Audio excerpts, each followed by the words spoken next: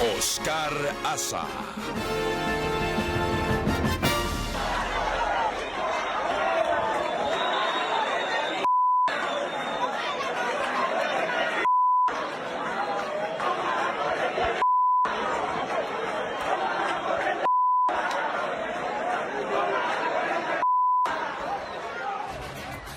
Bueno, esa es la Cuba esta noche, la Cuba de las últimas semanas con apagones que ya han llegado a la capital, a La Habana. Hay una planta que empezó a funcionar y pues se dañó nuevamente en Nuevitas, Camagüey. Tenemos para este segmento desde La Habana a Reinaldo Escobar, jefe de redacción de 14 y medio, periodista y bloguero independiente. Tenemos aquí en nuestros estudios a Emilio Morales, presidente de Habana Consulting Group, y a Juan Antonio Blanco, director de la Fundación por los Derechos Humanos en Cuba. Muchas gracias por acompañarnos esta noche. Reinaldo, cuéntanos cuál es la situación en La Habana esta noche con todos estos apagones y los cacerolazos de los últimos días. Estamos viendo aquí que también han detenido a los familiares de los presos del 11 de junio por exigir su liberación ante la Catedral de La Habana. También los vecinos de Bauta, Jagüey Grande y Covadonga protestan en las calles por los largos apagones. En Camagüey se ha producido otra protesta por los apagones mientras anuncian más hoteles de lujo. Y los vecinos toman las calles de Altamira en Santiago de Cuba para protestar contra los apagones. Adelante, Reinaldo, ante ese menú de incidentes a lo largo de la isla. Buenas noches. Bueno, cualquiera diría, buenas noches, Oscar, para ti y para el selecto grupo que tienes ahí al lado tuyo que te acompaña. Cualquiera diría que han echado polvitos verdes, como se dice cuando las cosas se ponen difíciles, ¿no? Porque los ecos del 11 de julio están llegando ahora.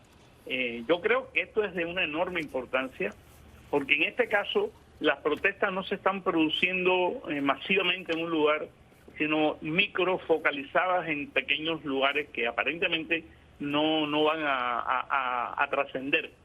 Pero Nuevitas, una ciudad industrial, una ciudad que en los años 70 era un punto de ejemplo proletario, donde se habían construido fábricas de fertilizantes, donde había un puerto nuevo con tecnología para el azúcar a granel, donde había una termoeléctrica, donde había una fábrica de cemento. Es decir, era un lugar que pujaba por ser un modelo para el proceso revolucionario, pero como todo el mundo sabe, eso eran las cosas que se lograban porque la tubería soviética, como decimos acá, mantenía al país en una situación totalmente ficticia. Ya eso no existe. Y todas esas fábricas de cemento y todas esas termoeléctricas y todas ya son plantas obsoletas que no tienen manera de mantenerlas funcionando. Entonces, los apagones, bien, gracias. En La Habana empezaron los apagones, pero empezaron, según ellos anunciaron, de día, para no afectar de noche a la ciudad. Y ya tenemos reportes en casi todos los municipios, han hecho una nueva sectorización de la empresa eléctrica que lamentablemente se anuncian, pero no están claros, porque no hay un mapa claro de dónde va a haber el apagón. Entonces, aquí existe una cosa que se llama la división política económica, donde están divididos por municipios, por circunscripciones, pero esta división de la empresa eléctrica nadie la comprende. Entonces dice, en el sector 44 está entre la calle tal y más cual, va a haber 4 horas apagón, pero resulta ser que también coge el apagón la acera de enfrente, o en fin, como son las cosas cuando son del socialismo cubano. Y esto ha tenido a la gente muy disgustada, porque el argumento que dijo el señor secretario del partido de La Habana era que esto iba a ser una cuestión de solidaridad de la capital con las provincias para que los apagones se distribuyeran de una manera más equitativa. Claro está, lo que va a pasar es que esa solidaridad no se va a expresar en la contentura porque nos hayan quitado la electricidad, sino esa solidaridad probablemente se exprese en que la gente va a participar de las mismas protestas que se están dando lugar en esas pequeñas ciudades del interior de la isla. Complicada situación. Emilio Morales, antes de ir contigo y el trabajo brillante que has hecho sobre Raúl Castro en su hora final, tenemos aquí a Juan Antonio Blanco, que tiene todo una especie de cronograma de las protestas que se han llevado a cabo. Ustedes tienen en el Observatorio Cubano de Conflictos registradas 263 protestas en julio, 1.703 en el primer semestre y 3.266 desde el 11 de julio. Eso es algo impresionante, ¿no? Es especialmente impresionante si tú tienes en cuenta que eso se ha producido en el año de mayor recrudecimiento de la represión en Cuba por décadas. O sea, en pleno terror policial y judicial, cuando mucha gente apostaban a que simplemente por razones del instinto de conservación la gente dejaría de protestar, no solamente han permanecido las protestas, sino en muchos lugares han crecido. Nosotros, por ejemplo, cuando contabilizamos una protesta, no estamos poniendo el número de gente que participa en ella. Por ejemplo, cuando el 11 de julio, famoso, nosotros contabilizamos unas 500 y tantas protestas, pero en ellas participaron 1.800 personas. Cuando nosotros decimos que hubo 236 protestas, no es que hubo 236 personas, porque lo curioso que está ocurriendo ahora es que la gente toma las calles por las noches, aprovechando la oscuridad que por el día controla el aparato represivo. Y el aparato represivo hay lugares donde no se atreven a entrar, sencillamente. Y hay muchos lugares donde cuando comienzan los cacerolazos, que son distintos a los de América Latina, los de América Latina se hacen en las casas, sí. Aquí la gente sale a la calle, toma la calle, generalmente reponen la electricidad. Pero aquí no. En Cuba sí, en Cuba cuando la gente sale a la... Bueno, no lo hacen en la casa, fue lo que quise decir. Sí. Cuando salen a la calle, la gente empieza a protestar y en muchas ocasiones reponen la electricidad al poco tiempo, a los 10 minutos, a los 15 minutos, a la media hora.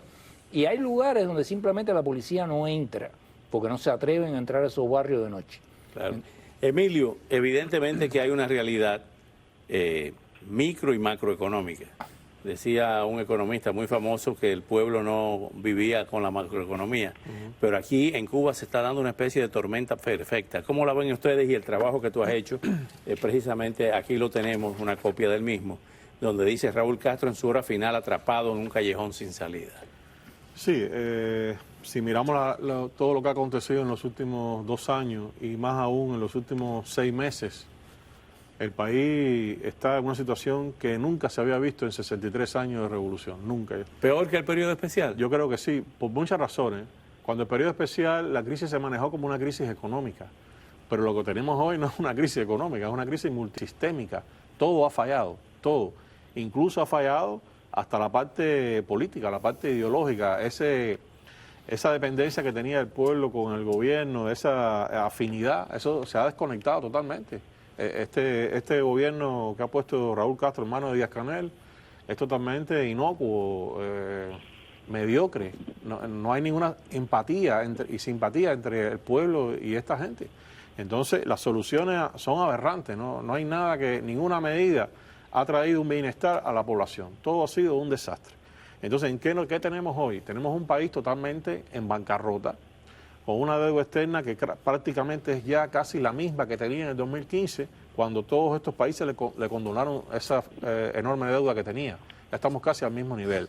Eso significa que nadie le va a prestar dinero. No tienen forma de tener una línea de crédito nueva para tratar de aliviar la situación que tienen. Entonces, los demás sectores de la economía están destruidos. El azúcar este año produjo 468.000 toneladas. Eso no alcanza para satisfacer la demanda interna, que es de 750.000 toneladas. Sí, no pudieron exportar a China. Muchos hogares se van a quedar sin azúcar en la mitad del año. No hay. Entonces, una industria que era la estrella del país en los años 60, 70, 80, se ha convertido en nada, se ha evaporado en el tiempo. Vamos a continuar con ustedes en el próximo segmento. A la vuelta, un cubano pidió respuesta al primer ministro Manuel Marrero por una queja de hace más de 35 años. Pero lo que se llevó fue un regaño de un general que acompañaba a la comitiva. Pero antes veamos con qué vacaciones sueñan los residentes en la isla en medio de la profunda crisis.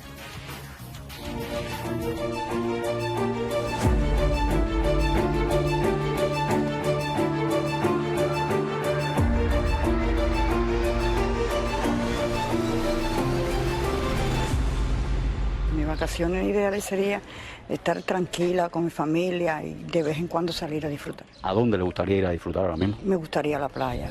Está muy difícil de ir a la playa. Difícil. Me gustaría visitar a Puerto Rico, México, Santo Domingo, pero bueno, en estos momentos no se puede debido al bloqueo que tenemos. ¿Cuál sería tu sueño de vacaciones y darle pasar unos días buenos? ¿Dónde te gustaría pasarlo y que no puedes llegarle, por ejemplo? Yo siempre voy a todos los lugares que quiero, por favor no me comprometa. Cancún, la Riviera Francesa. ¿Y a esas cosas le puedes llegar tú? No, yo no puedo. ¿Quién va a poder? Bueno, Varadero sí más o menos, aquí en Cuba, pero afuera imposible. Tienes que hacer un esfuerzo muy grande para ir a Varadero. Para más o menos trabajar bastante. Bueno, hay que tener un fondo bueno para ir a un varadero de eso. Así que eso es imposible para ti. Pues imposible. El salario no es compatible con las ofertas y demandas que tienen para la población del Estado. A eso súmale las colas, a eso súmale el transporte. ¿Dónde vas a ir? Todo está por los cielos. Esto está malo.